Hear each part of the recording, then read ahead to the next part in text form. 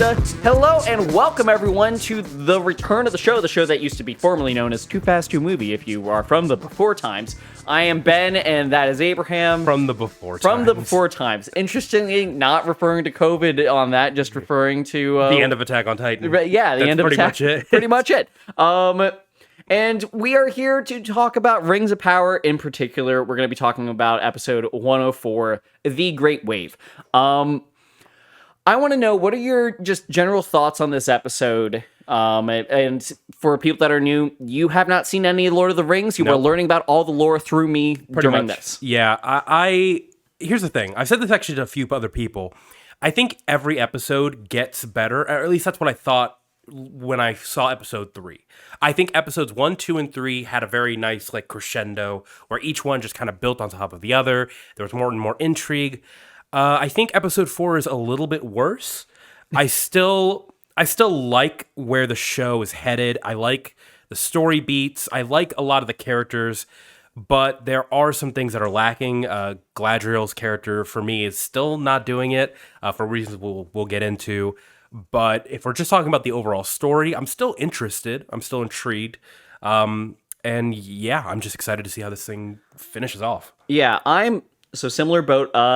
For me, this was the episode that had me, and if you are new to our coverage of like one episode or just new to me as a person, I went into this show very open-minded. I'm not really in the sect of the fandom that was like, oh, they're gonna fuck up the lore. Nah.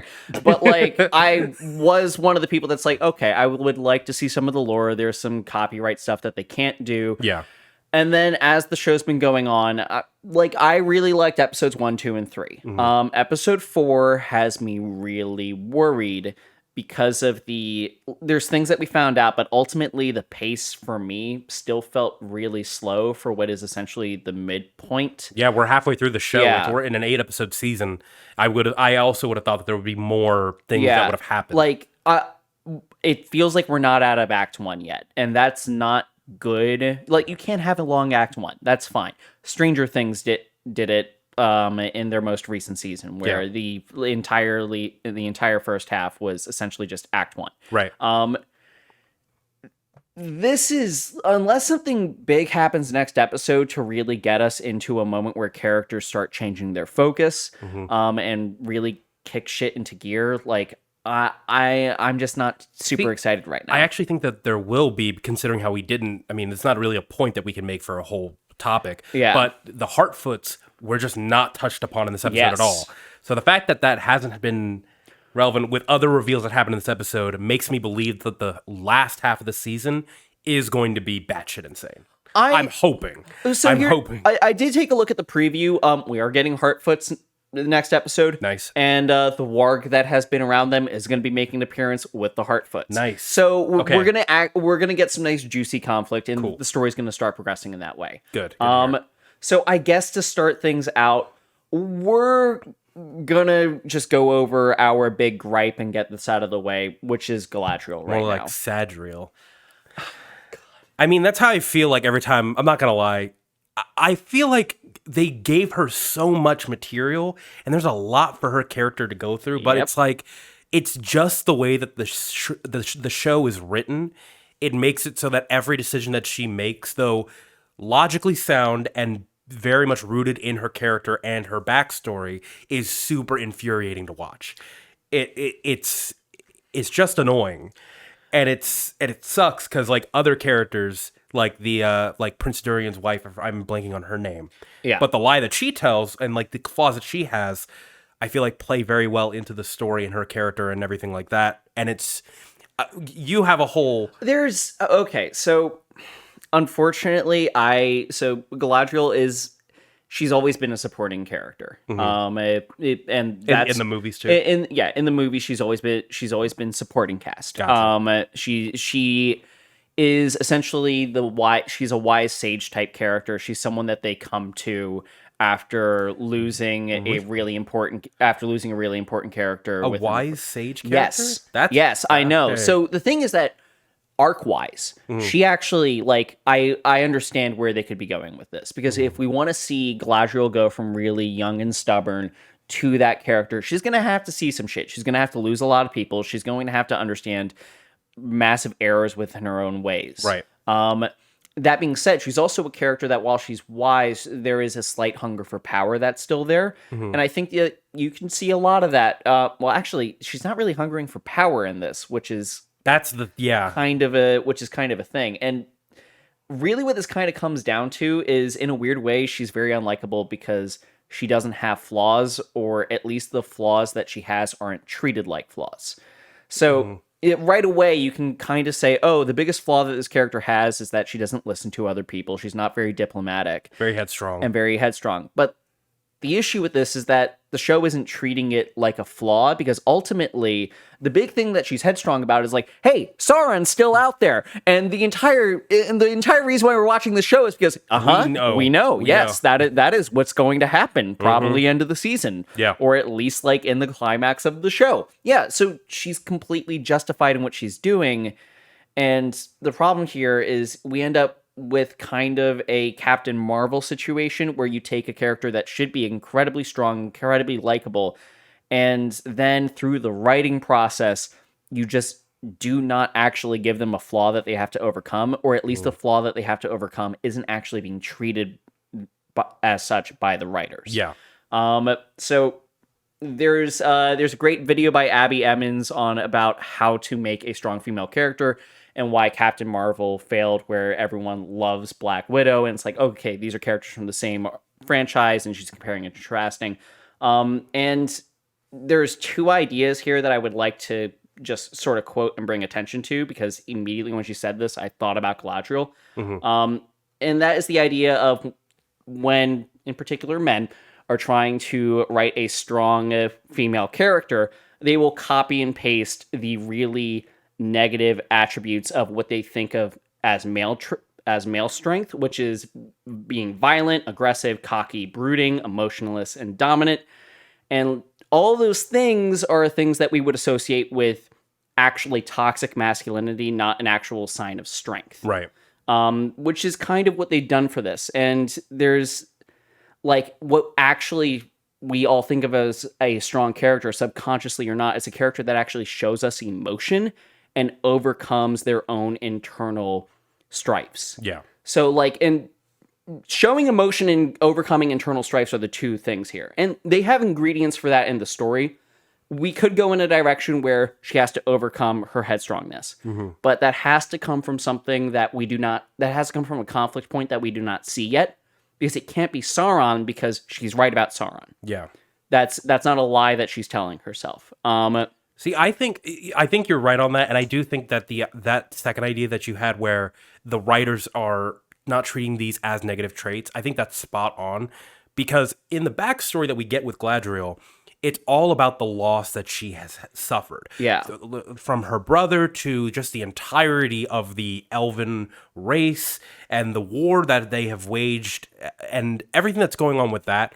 That should inform all of her decisions. And the problem with episode 1 is that, as awesome and as epic as all of that was, if you're not contrasting all of the decisions that a character is currently making with the emotional baggage that they have, all of it falls on deaf ears. Yes. And so all of Galadriel's decisions are rooted in trauma. The reason why she's so headstrong is because she knows she's right, and because she's not trying to lose any more people like she lost her brother. I'm sure that like she sees all the citizens and all the people of that region that she's in Numenor like people, like her potential brethren, like her comrades that have fallen in battle. But because they blew their load in the first episode, they can't really just go back and do a quick flashback where, she's at her brother's grave and takes the blade. There's so many things editing wise that they should have done that would have made every single inflammatory decision, it would have made it informed. Yeah. That's the biggest thing. And how great would it be to understand, like, when she's reaching for the blade, that's when you find out, oh, the blade belonged to her brother. It's the only thing that she has left. Yeah. That makes a great moment for, like, and also, like, if we perhaps knew her brother through flashback and we were able to maybe, instead of having kind of a romance thing with Halbrand, Instead, maybe she's like, Are they trying to do a romance? well, here's the thing. I don't think that they will. It's weirdly coded that way for sure, in the way that they're shot being extremely close to each other. Yeah. But if they were to go ahead and be like, she sees her brother in him. If they went ahead and did that kind of thing, like That's actually a good compare. I think that actually might be the angle. That would be a great angle to like sort of humanize her. Like, be like, what does she see in other people? Like, where does she see her brother in other people? Yeah. That would be a great way of like, because we haven't really seen her show emotion other than anger, and anger's one of anger's not a great emotion to default to unless you are trying to tell a story about a character who is angry all the time and has to fucking deal with that. Yeah. And the fact that she's not dealing with it. It's not something that she has to overcome. It's like, you weren't very diplomatic. Here's how to be diplomatic, and then she nails it. Yeah, and also like that whole diplomatic thing. I wish it was I wish that the tone that Halder, is that his name? Halbrand. I wish that the tone that Halbrand kind of gave that speech to her was less condescending and more like, you are a warrior who has been in the fight too long. And kind of like giving Galadriel a moment to like reflect on like that she's just been going from war to war to war to war to war since the death of her brother. Yeah. And like has never had a moment of peace, has never known community, has never like really experienced what these people are going through in Numenor, that they have this whole life, they have this whole peace. Maybe they're not ready to go into the fight. Yeah. There's just so much material that could be written that's informed by backstory, but again, episode 1. Ugh. Yeah, this is a major writing rope. Fortunately or unfortunately, she's the only character that I really see this problem with, because I agree. And the reason why, fortunately, it's one character. Unfortunately, it's the character who is in the midst of is supposed to be the main selling point and is uncovering probably the most important set of plot devices, and is going to be closely related to the fall of Numenor, which may be her falling point, but it has to be her fault. The fall of Numenor has to be her fault in order for this character arc to work. Yeah. And that's the only thing that I can kind of see where we're going. Yeah, and I guess we'll talk more about Numenor later, but I don't know how that's gonna. Yeah, we'll go over some theories. But first, let's talk about something a little bit more happy in the fact that we like the subplot, but also is spelling out doom for at least someone. The discovery of Mythril. We talked about this last episode on the podcast, that it was if the dwarves had a secret thing, a secret power, it would be Mythril. It would be Mythril. Yep. You were right. I didn't realize that Mythril was discovered in the Second Age, or if that was a retcon or story choice made for here. But clearly this has turned into a major plot point that Elrond is probably not going to do his best job keeping his promise, mostly because they gave him a piece of Mythril, and I imagine that that's going to be discovered later. I agree, but I don't think that it will be on purpose. I don't think it'll be on her. I think that the relationship between him and the dwarves needs to be like strong, and I do think that he actually does care about his friend. It'll be like a I think it's Celebrimbor actually, not Celebrimbor. But anyways, that character will probably be like, "What do you have in your pocket there? Oh, whoa, this cool little thing. I definitely won't tell anybody about that. Wink." And then he goes ahead and like makes the rings out of it or something. Which would make sense. I feel like the discovery of Mythril. So for people, I mean, I'd imagine most people at home might be familiar, but as far as like surface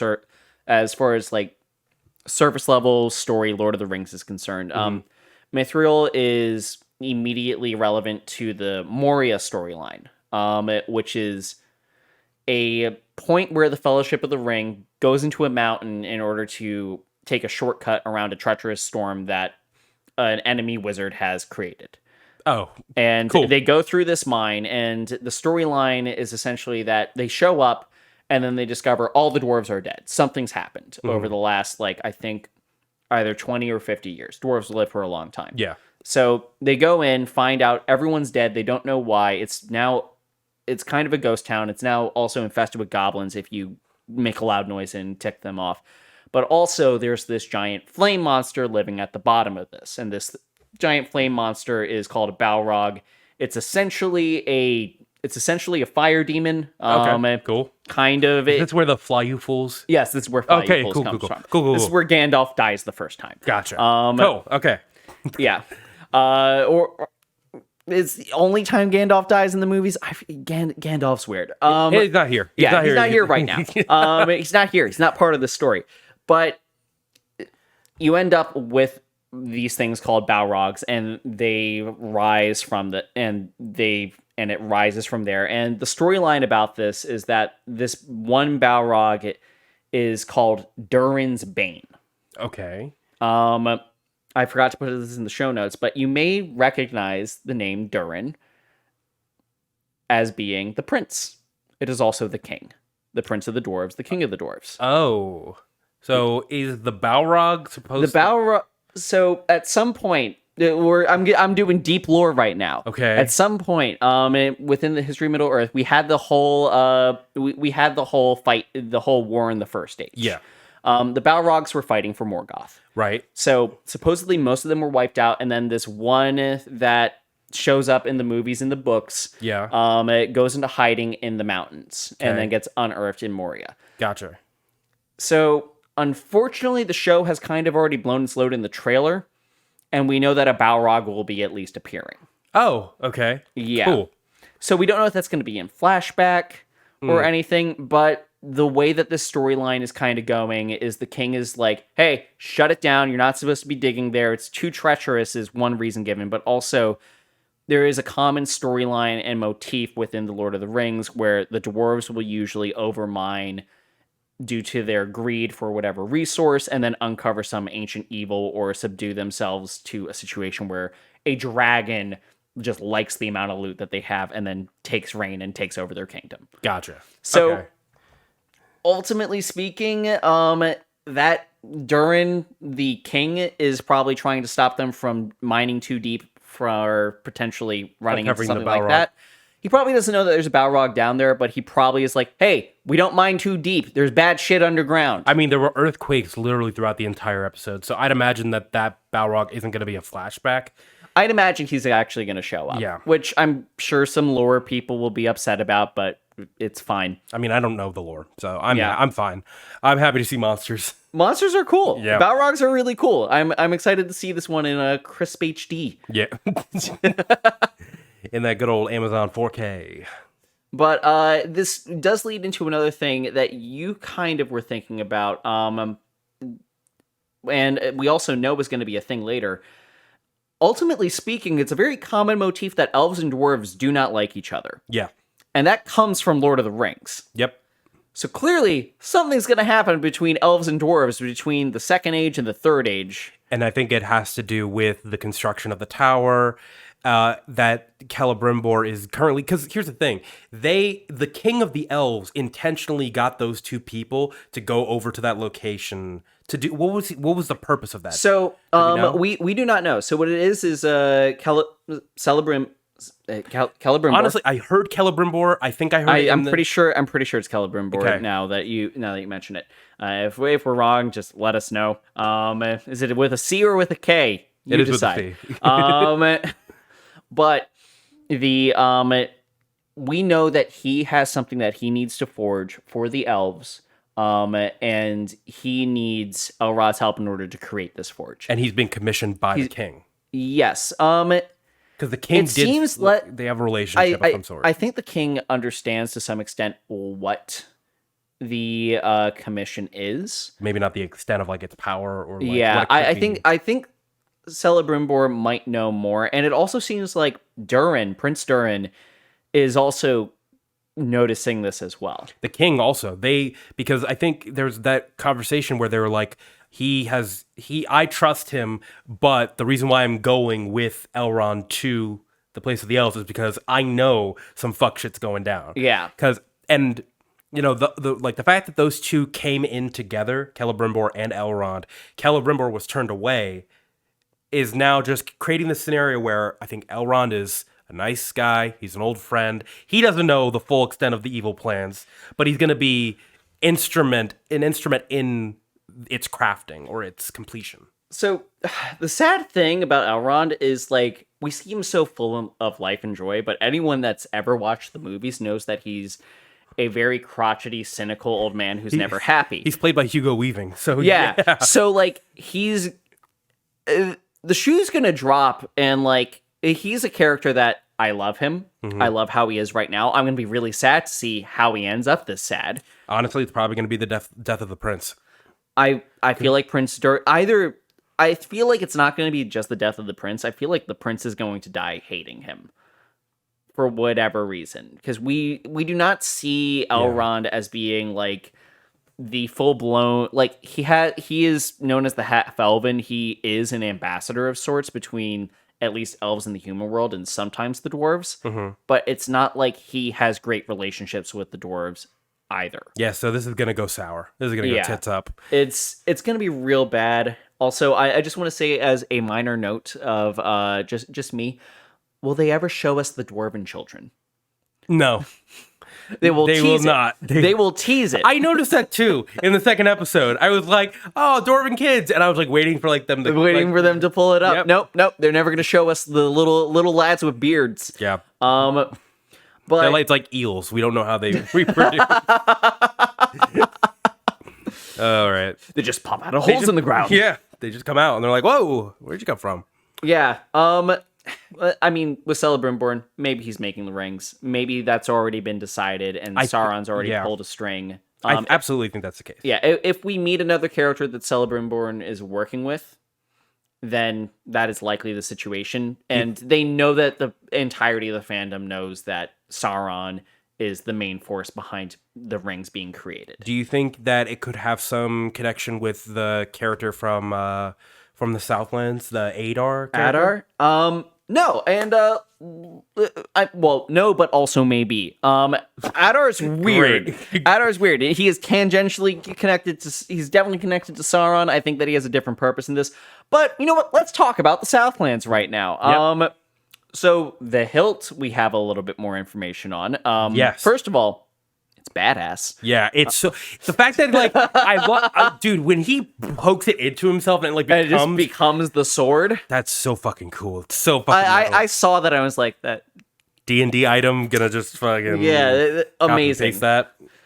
Absolutely amazing. Loved every second of that. But like, we now know based off the conversation with the farmer. Yeah. Can't believe I was right about that. I was I was thinking they never explicitly fucking said it. I was like, I think this is right, but I would not be surprised if it was wrong, just because of like maybe I'm overthinking it.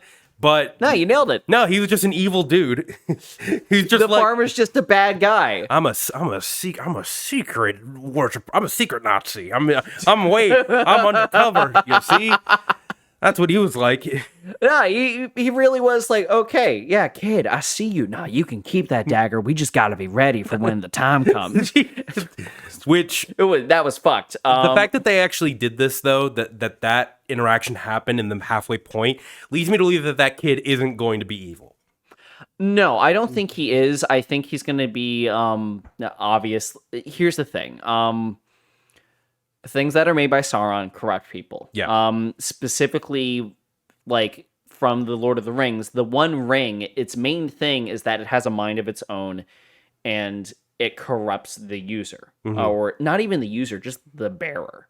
So yeah, because if you just put the ring on your neck, yeah, I know, corrupted Frodo. Yeah, like the closer that they get to Mount Doom, the more Frodo's like essentially just being psychologically tormented by the thoughts going through his head because of the ring. And he's like, there's a element of madness that is given, but also like this is Gollum's mind was completely corrupted by it. Yeah, like this is the kind of thing where it's like that blade's not going to be good news. He will start out as the good guy, but we've already seen signs that are very similar to how the ring worked in the movies based off of how the sword works.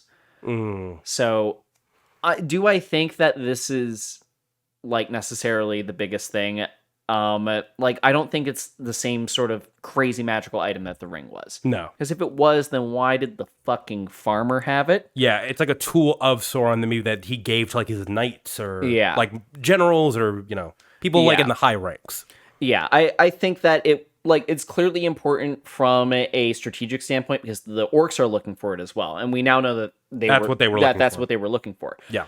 The other thing that got confirmed for us though by the farmer, By the farmer just by being the like, fucking farmer. Oh, hey, by the way, you know that red star that just came shooting by? Definitely a sign. Sauron's coming back. And then our entire conversation last time is like, hey, there's a lot of legitimate reasons why the Meteor Man could be Sauron. Yeah. And this is... So let's try to defend this and say, okay, no. He's Adar. He's the strange elf dude instead.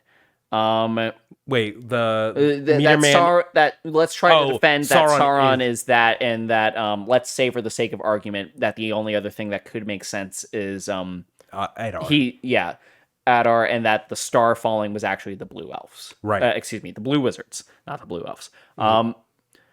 That would mean that Sauron would have had to have known that around his rise to power, somehow the gods, the Valar, would have known that he was now coming into power and then sent, even though he's been totally under the radar and no one's been able to find him, and then sent a wizard through the sky. Yeah. So there's a lot of things that like would be based off of assumption. And now like we're in a position based off of that, like where you can now use Occam's razor to go, or the simplest solution is the most likely one to be correct. Yes. And it's going to mean that he's coming back because that's literally him coming back. Yep. So, again, we still don't know what's going on with that. We've been given no new information. We don't even know how, because that's another thing. Where has Sauron been? What happened to him initially that made him go away? Because as far as we're concerned, in the history of the elves, they were fighting him and then he just disappeared.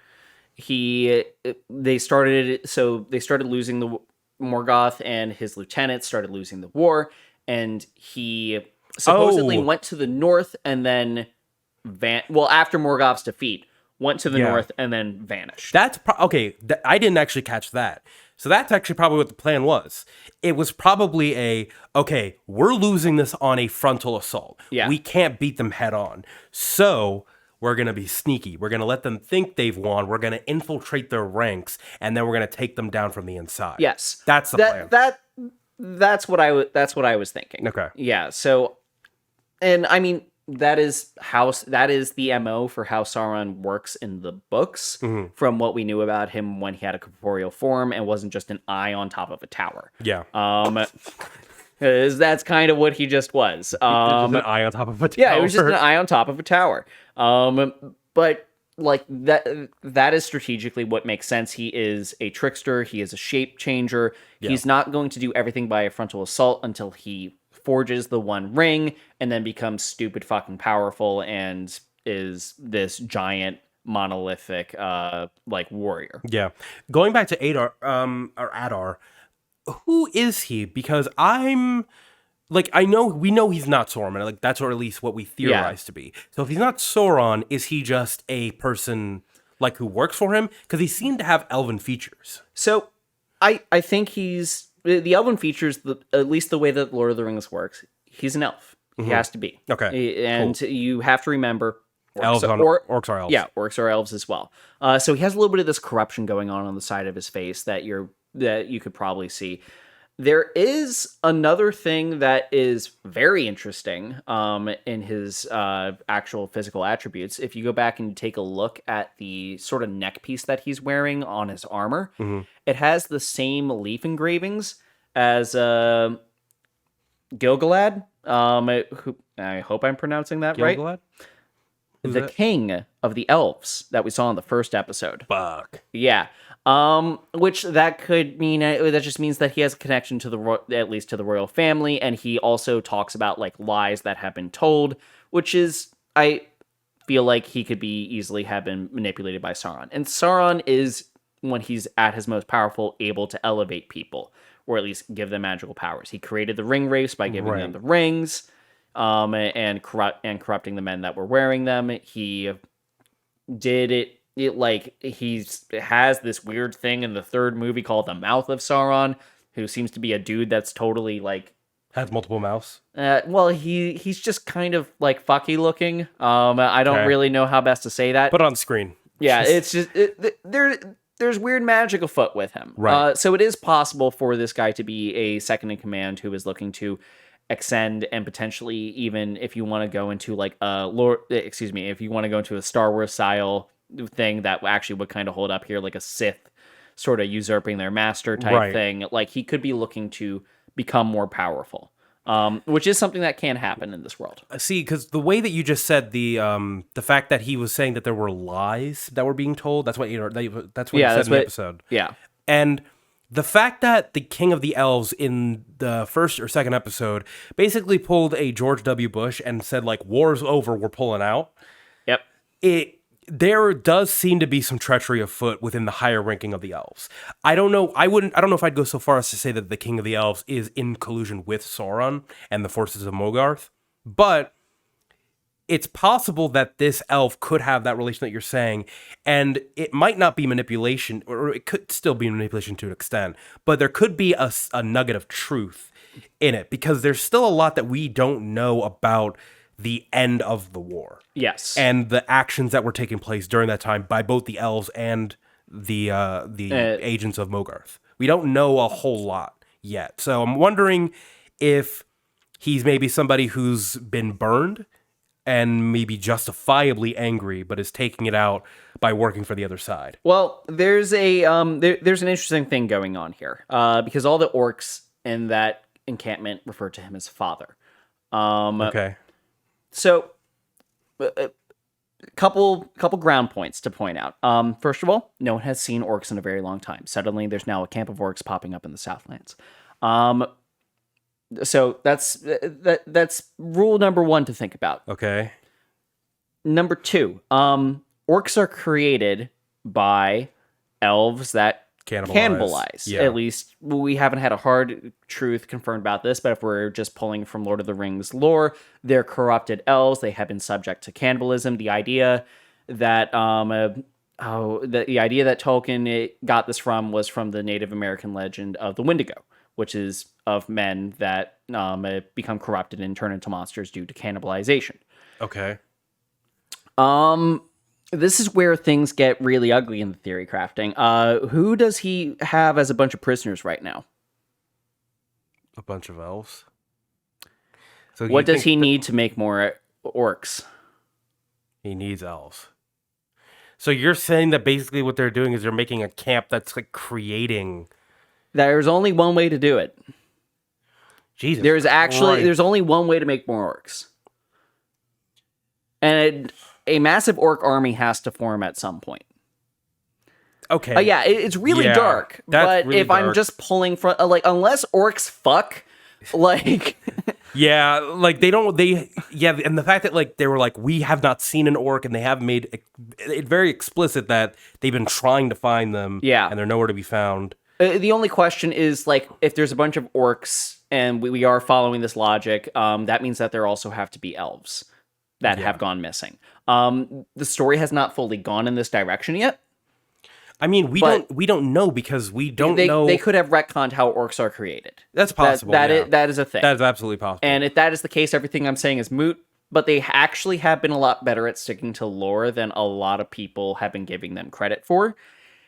So it's possible to end up with I'm this. not gonna lie. Ever since they killed what's his name's leader, the hot elf, what's his name?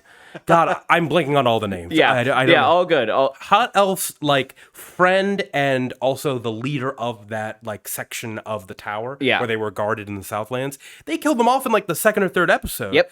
And when that happened, I was like, oh, they're not getting out. Yeah, they're not. Well, not even that. Like I was like, oh, this show's kind of fucked up and dark. I mean, so no. Yeah. Again, it's just because of how shocking and how like cruel it was. Because again, the way that they did it wasn't just like, hey, we're evil. I'm gonna kill you. It's like, hey, do you want some water? Here, have some water. Fuck you. And then I was also like, and then the other guy just.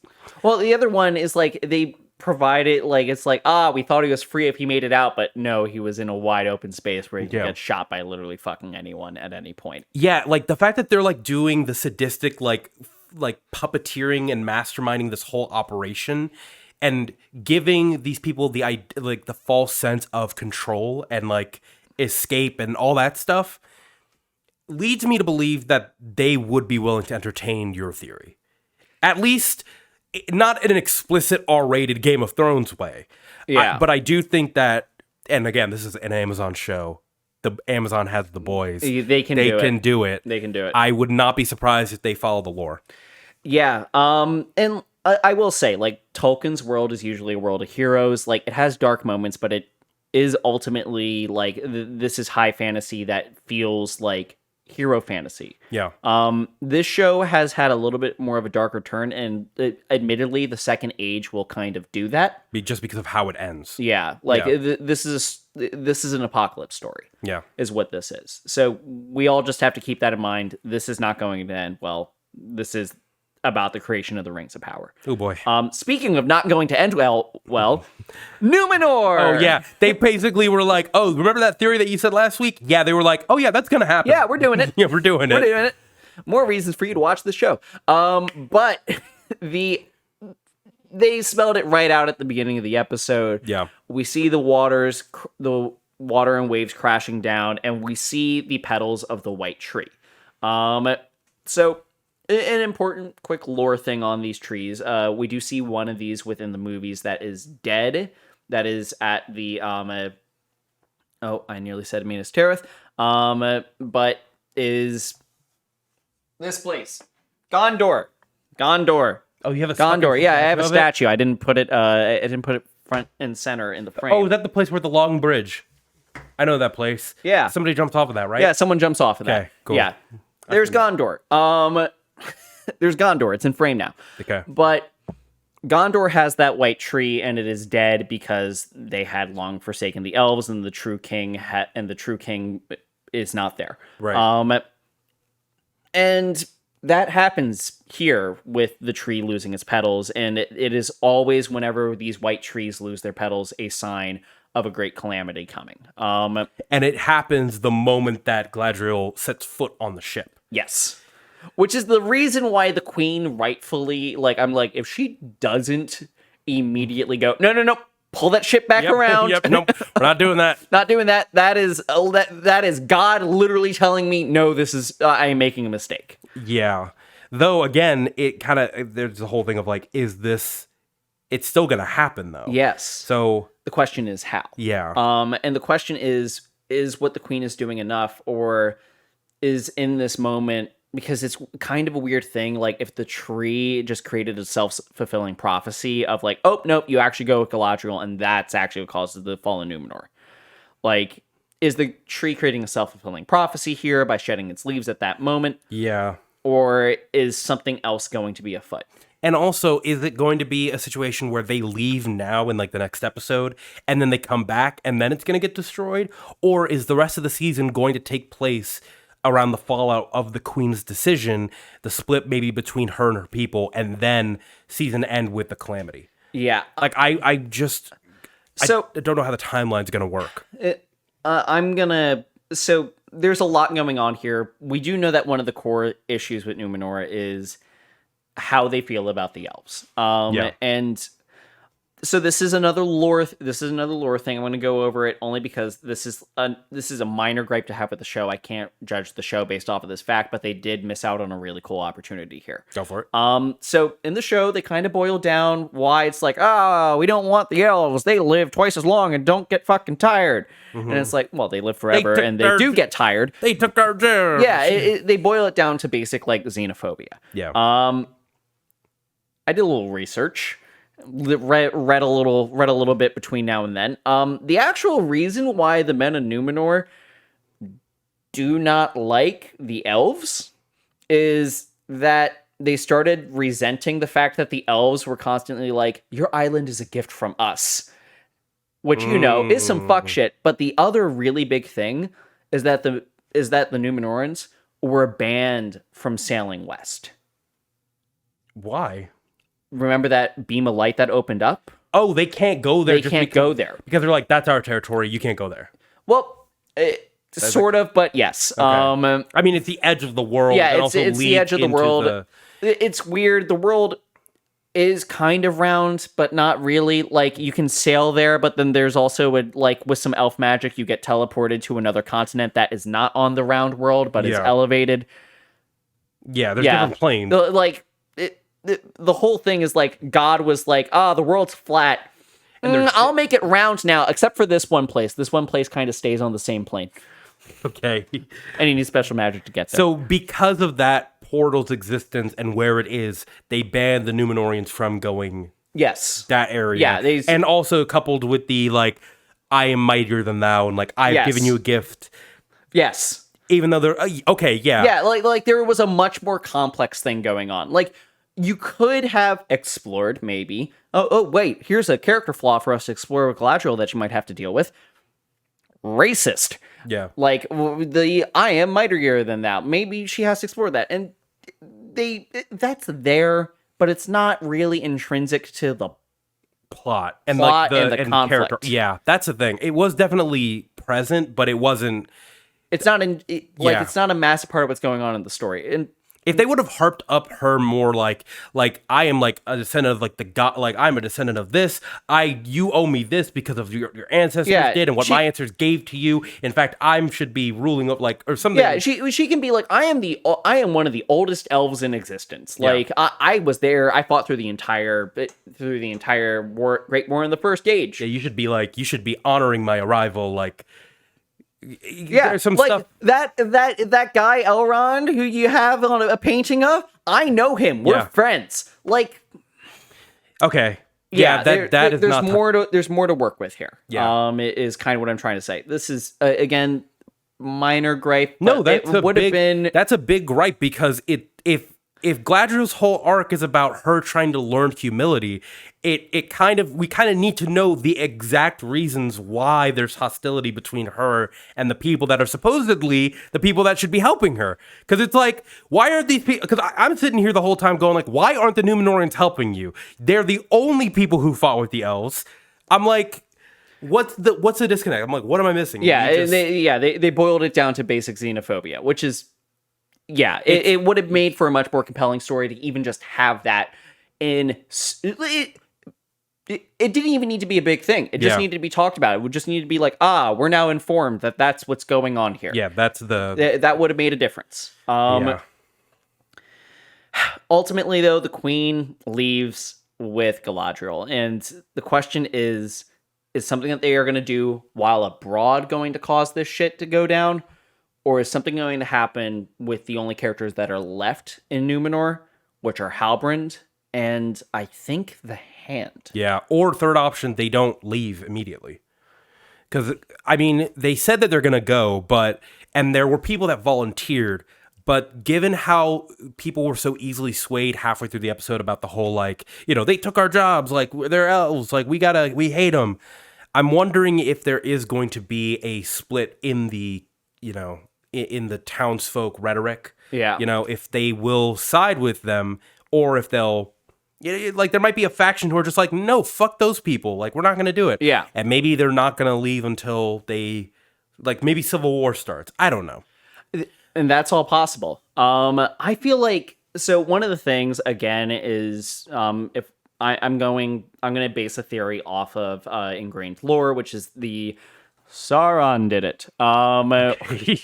Which is kind of like the catch-all like thing for like what goes wrong in the Second Age. It was Sauron plotting his master plan over the course of 2,000 years. But this show has to be done all in a condensed time frame, so we don't really have 2,000 years. So it has to be everywhere all at once to kind of make this work.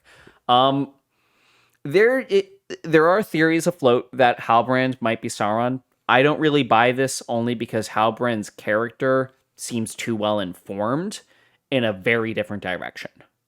Like, Halbrand doesn't seem to really want anything. He wants nothing of the High Kings. The only things that he really wants is to be able to make shit. And the alternative version of this is, okay, if Halbrand ever starts forging the rings, and his actual goal was, and he is Sauron, and his actual goal was just to make these rings of power, then that's possible. If he was just wanted to make his own magical items and he's masquerading as, I am this guy that's from the Southlands. That's where I need to go, or that's where I don't want to go. Yeah. It doesn't really work.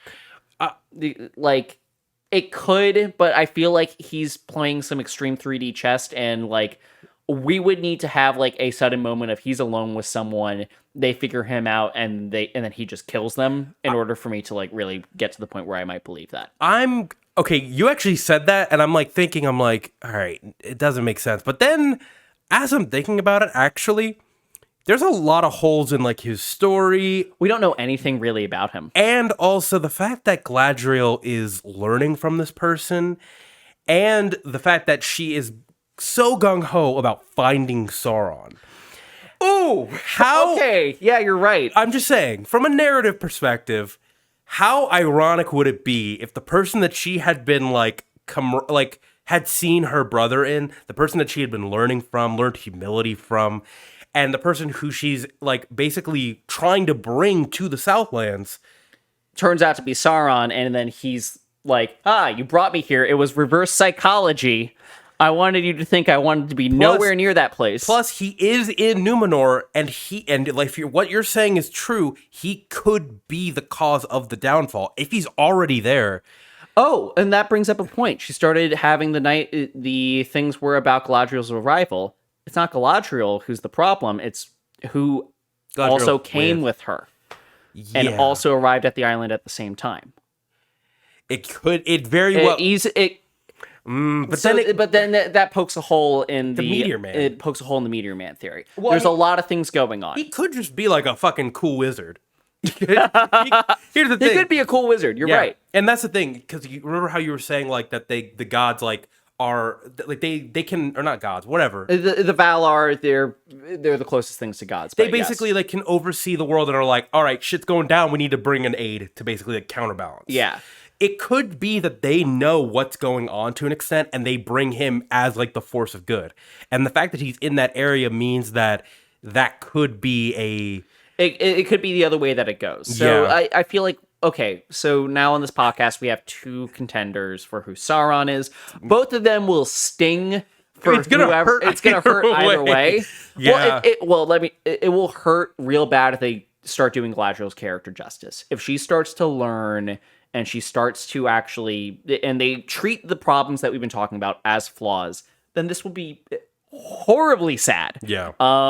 If anything, if it's Halbrand, how I see that going down is that they get to the place, they potentially even like win the war or like a battle or a skirmish or whatever. Yeah.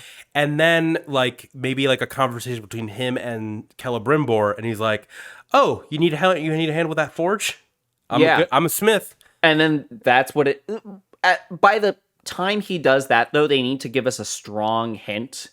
For the sake of dramatic irony, though. They have to build up that relationship. Yeah. If they build up the relationship in the next 2 episodes, then we know it's Sauron. Yeah.